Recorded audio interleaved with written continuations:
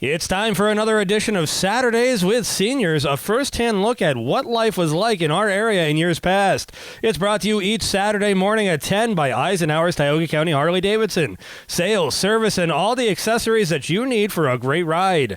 Their retail store has gift ideas for the Harley-Davidson rider on your list, from t-shirts to jackets, shot glasses to pint glasses, ride jackets and gloves. Stop into Eisenhower's, Old Route 15 south of Mansfield, proud to sponsor Saturday with Seniors on KC 101. I am Jason, your host today, and we've got a very special guest in our studio today. I am interviewing my dad. Hello, Frank. Hey, nice to be here. Yes, and thank you for taking some time out of your day to tell me a little bit about your story, because I know a little bit, because obviously you're my dad, but I want to go back and hear about some of your older history. So I'll begin with asking you, what year were you born? I was born in 1959 in March 26th, in 1959. That makes you 64? Absolutely, yeah. Look at that. I did the math in my head. How about that? Yeah. Where were you born? Wellsboro Hospital, Soldiers and Sailors Memorial Hospital. Let's talk a little bit. We're going to go way back, and we're going to talk about your mom and dad, which would have been my grandmother and my grandfather.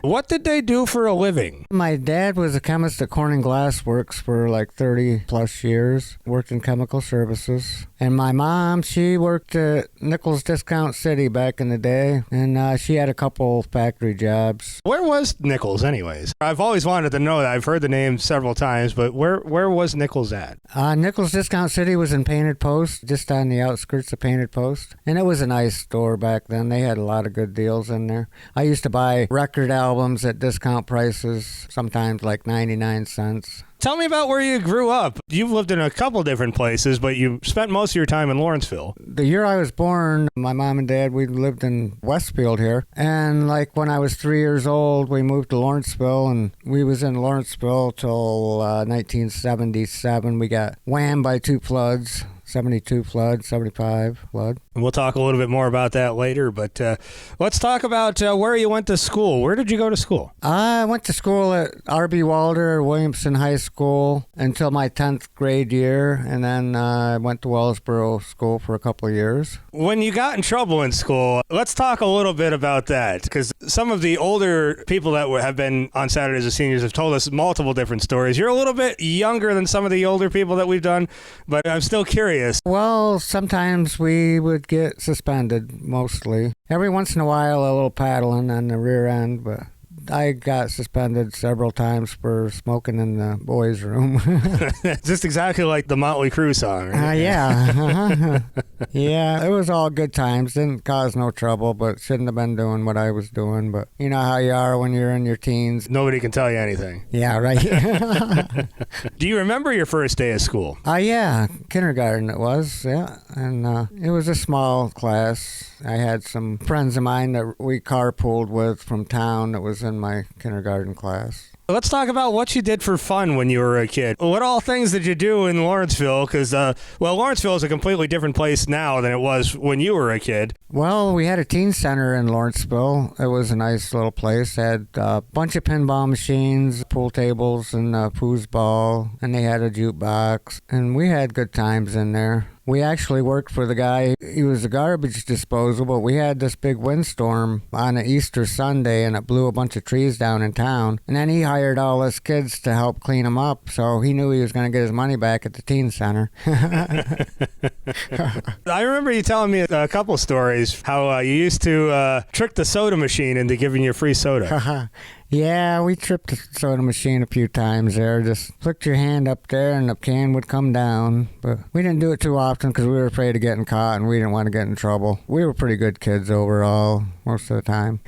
I remember you also telling me another story about making, they were like homemade bombs or something. You'd set them off on one side of town. And oh, they were cannons. Okay. We made them out of pop cans or beer cans.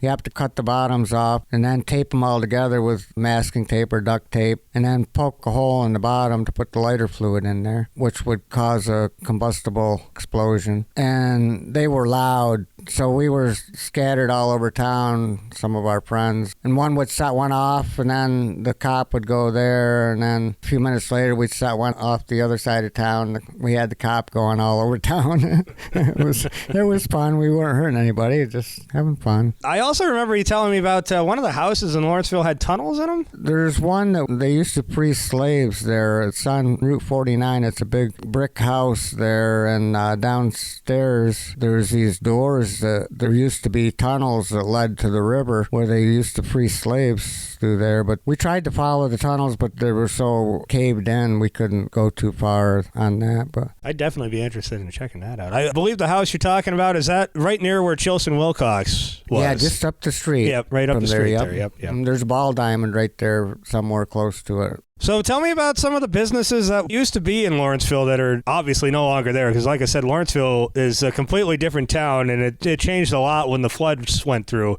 We had Brackley's grocery store, which was a nice little store. They had a little bit of everything. And then we had Baker's Hardware. They had a pretty good supply of just about everything we needed in hardware. And we had Chilson's Auto. They just went out, actually. Yeah, they just went out. Yeah. Chilson Wilcox, yep. They had some pretty good cars there. And I bought a car from Chilson's way back in 1978 it was. It was a 327 Chevy Impala, had a 4-barrel, 2-speed on the column, turbo-hydromatic transmission. Man, that baby was the nicest car I ever had, and I don't think I'll ever have another one like it. Paid $300 for it. $300? Yeah, $300 Wow. Back then. It was like, it was a railing machine. I really liked that car, but I don't have it now. Oh, you can't find a car around anywhere for $300, really. No. But back then, what was the price of gas? Do you remember? I think back then it was right around 60, 70 cents a gallon. I don't think we'll ever see that price again for fuel. No, I don't believe so, no. When you got your car, cruising town, that was a big thing, right? Oh, yeah, we had a lot of fun cruising town. I had a nice Pioneer stereo system in my car, had a cassette player, and they could hear me coming 2 blocks away. I had it just a cranking. That was a lot of fun. Yeah. And now, where did you used to cruise? Did you cruise in Wellsboro, or did you cruise in Lawrenceville, or all around? All around, actually, yep. We'd go Lawrenceville, Wellsboro, Mansfield. We'd even sometimes go to Jersey Shore or Corning, Elmira. Did you used to go to the movies, like the drive-ins or anything with your car? Or? Yeah, over at the Y Drive-In over on Route 6 when they used to have that. Tell me about that. Do you remember any of the movies that you saw there? Yeah, the first movie I seen there was Cheech and Chong, Up in Smoke. That was a good one. Did you ever sneak any people into your car to get them in? Because I know people used to hide people in their trunk. Nope. Do you remember how much it cost to see a movie? I think it was like $1 or $2, maybe. Mm-hmm. Not too expensive. Do you remember what your first job was? Yeah, I worked at the Wellsboro Country Club, raking sand traps and weed eating, cutting grass. And then I worked at Mansfield University in the cafeteria doing pots and pans and worked in the dish room. Done some maintenance work. Then I went down in the dorms and done maintenance work, cleaning the floors and taking the trash out and stuff like that. And then I worked in a lumber mill up in Cayuta, New York for a couple of years. That's when my son was born. I was going to say, I think I was born right around that time when you were working there. He was born up in the Schuyler Hospital. Yep. When you moved to Wellsboro, you said you were in 10th grade? Yeah, 10th grade. Yep. Do you remember a lot about Wellsboro back then? Well, Wellsboro, when I first moved over there, they had a smoking area outside where you could smoke, and that was good for about a year, and then they done away with the smoking lounge. And then everybody started smoking in the bathrooms in the school, and the principal warned us. He said, well, we're going to take the bathroom doors off if you keep on smoking in here. Sure enough, he took the bathroom doors off just the men's room. He didn't take them off the ladies' room. And a whole bunch of us used to pitch quarters up against the wall in the bathrooms also. And the principal caught us red-handed. The quarters were all up against the wall, probably about 8 or 10 quarters up there. And he walked in, he says, what are all these quarters laying on the floor? And we don't know. And he said, out, I'm taking the money for my coffee fund. he took the money and kicked us out. Now, did you have a favorite teacher or anything when you were in school? Not really. I liked them all pretty good. Yeah. Got along with all of them. Tell me about some of the other cars you had. You paid $300 for your first car, which was, well, was that your first car? Well, actually, no. I had one car before that. It was a 1971 Dodge Demon that had a 6-cylinder in it. It wasn't a real racing car or not, but it was a pretty nice body style and stuff, but nothing like my 68 Chevy Impala was the best. Yeah. Tell me about some of the other ones that you had. I know you had some Trans Ams before. You had some Camaros. And Yeah, I had a 1978 Camaro, which was pretty nice. Had a 350 in it. Something messed up with the motor, and I sold it. And I had a 84 Trans Am with T-tops. That was silver. Got that over in Mansfield Motors. Had some nice cars back in the day. Yeah. Nice muscle cars. Yeah. The Ed Sullivan Show. Do you remember seeing the Beatles on the Ed Sullivan Show? I did. I watched them actually walk off the plane, and it was all black and white. They walked off the plane right straight to the Ed Sullivan Show, and I'm not sure what the first song they played was or what. And the same way with the Rolling Stones, I seen them really early back then, too, on the Ed Sullivan. Now, I'm assuming you had a TV throughout your whole life, or did you get a TV later on in your life? We had a TV basically all our lives, but it was black and white. When I first remember it, we didn't have no color TVs. Color wasn't invented yet, I guess. But I think I was like 8 years old before we got color TV. I'm curious, and I'm sure our listeners are too. When you saw the Beatles on the Ed Sullivan Show, what was your first reaction? I thought they were great, man. Yeah, because I used to listen to my brother's 45 records because I was the youngest of the 4 boys. I had 3 older brothers, and while they were away, like 5 or 6 years old, I was spinning their 45s, fresh Beatles stuff, 64. Now, what did your parents think about that? What did Grandma and Grandpa think about that? They didn't bother me any. Did they like the Beatles? Yeah, they liked the Beatles, but they like country music more. But country western, yeah. I remember Grandpa always playing country western music or big band music. Yep. Grandpa was actually in big band, I believe. Yeah. Back in World War II, he played in nightclubs. He was in Hobbs, New Mexico, I guess, stationed there. And he played trumpet in the jazz bands there in the nightclubs. And my mom didn't like it too well because everybody bought him drinks and stuff, and he got kind of hammered, and his army buddies would have to carry him home. But it was all fun for him. But that's actually one of the reasons that Roseanne, my sister, played trumpet too. Yep, my dad taught my daughter how to play trumpet. She's pretty good at it too now. Let's talk about Wellsboro a little bit more.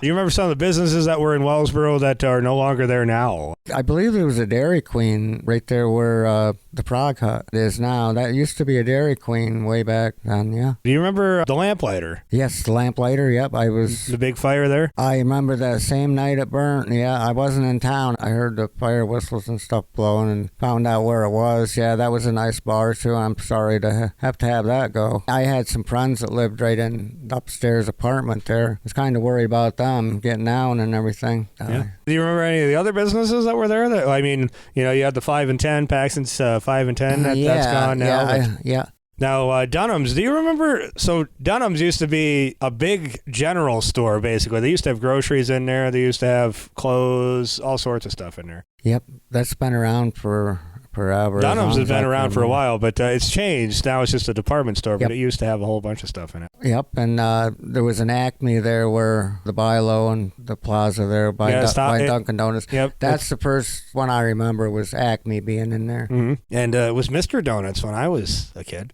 Yeah, I remember that. Yeah, Mr. Donut, yeah. Do you remember your first concert that you went to, and how old were you? My first concert was down at the Broome County Arena in Binghamton, and it was Rush, Blue Oyster Cult, and Angel. Well, Angel opened up for Rush and then Blue Oyster Cult, and that's back when all the world's a stage and On Your Feet or On Your Knees, and Angel was doing hell of a band album. They were all great.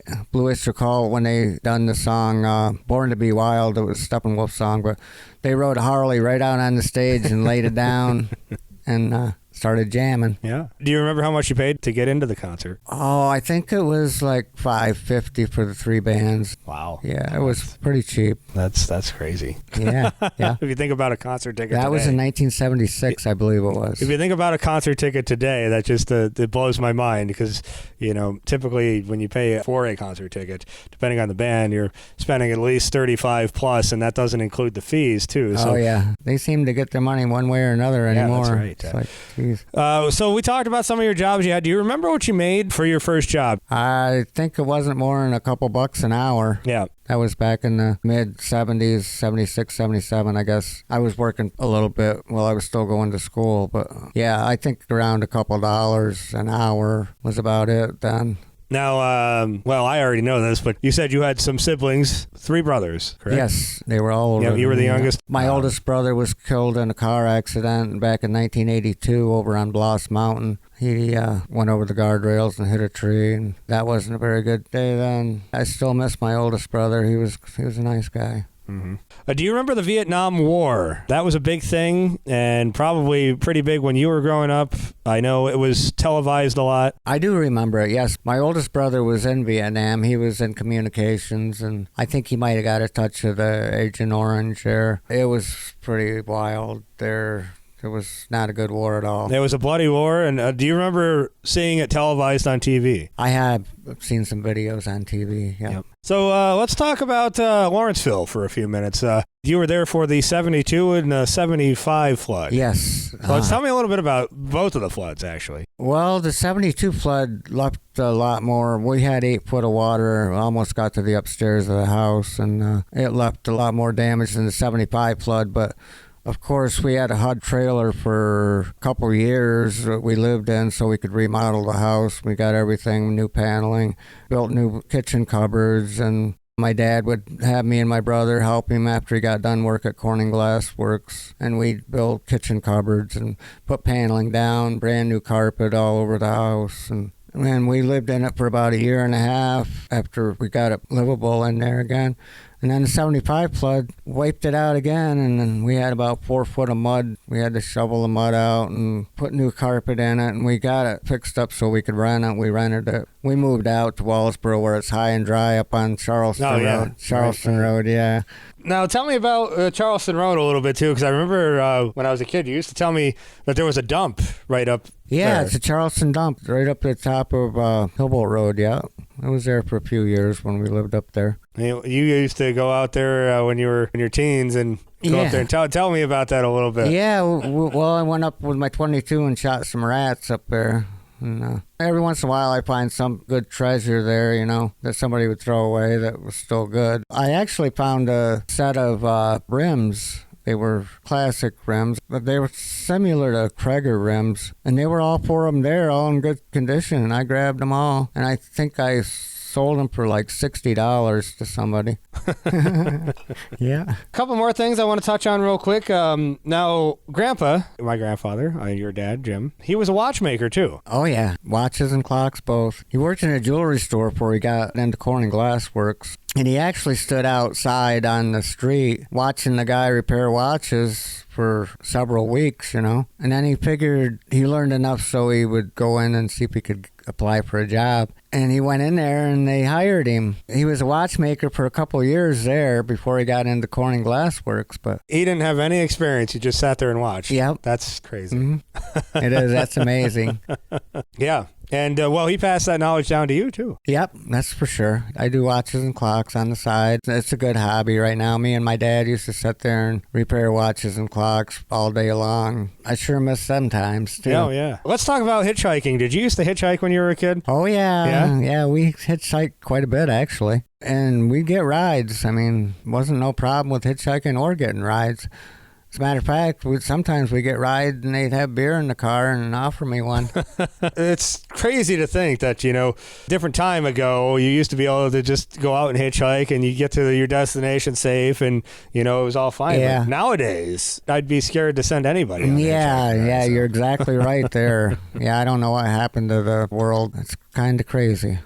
Well, we're getting toward the end of our time. Let me ask you this, though. This is one of the questions that we like to ask everybody now. If you were to choose growing up now and growing up then, which one would you choose? Definitely then. Yeah. Yes. I grew up in the best part. We had music there. We had muscle cars. I mean, we had low gas prices. You name it, it was there, basically. Violence was not on the rise, and we had a lot of good times back in the 70s, yes, 60s, 70s, 80s. Yeah, times have changed a little bit, since the rise of technology and everything like that. It's just a different place now. I think I would actually rather have grown up then too because of the music.